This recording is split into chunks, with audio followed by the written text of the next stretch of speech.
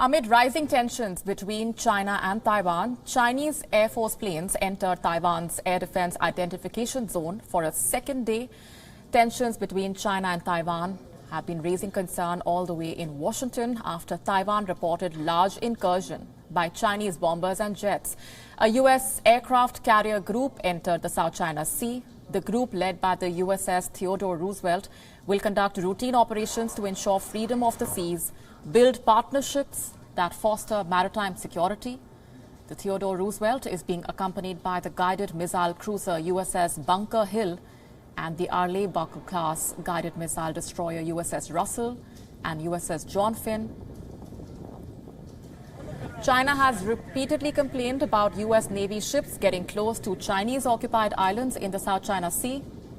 That is where Vietnam, Malaysia, the Philippines, Brunei and Taiwan all have competing claims.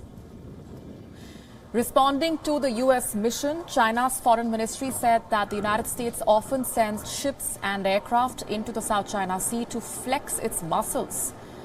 This is not conducive to peace and stability in the region. China has conducted almost daily flights over the waters between the southern part of Taiwan and Taiwan-controlled Pratas Islands. 8 Chinese bomber planes and 4 fighter jets entered the southwestern corner of Taiwan's air defense identification zone on Saturday. A further 15 flew into the same airspace on Sunday.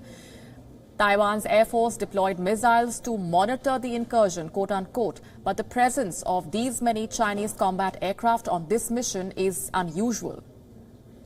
Taiwan's defense ministry has provided a map marking the area. The Chinese aircraft flew over the same waters where the most recent Chinese missions have been taking place. In the past, China has said it has been carrying out exercises to defend the sovereignty and security of the country. With growing concern, Beijing has watched increasing U.S. support for democratic Taiwan, especially during Donald Trump's administration.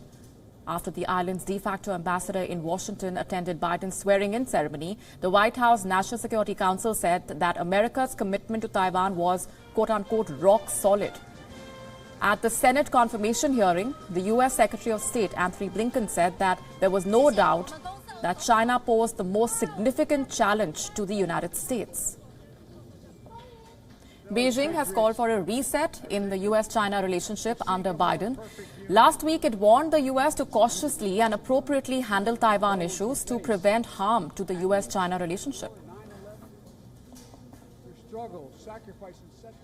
Co-presented by Skoda. Simply clever. WION now available in your country. Download the app now. Get all the news on the move.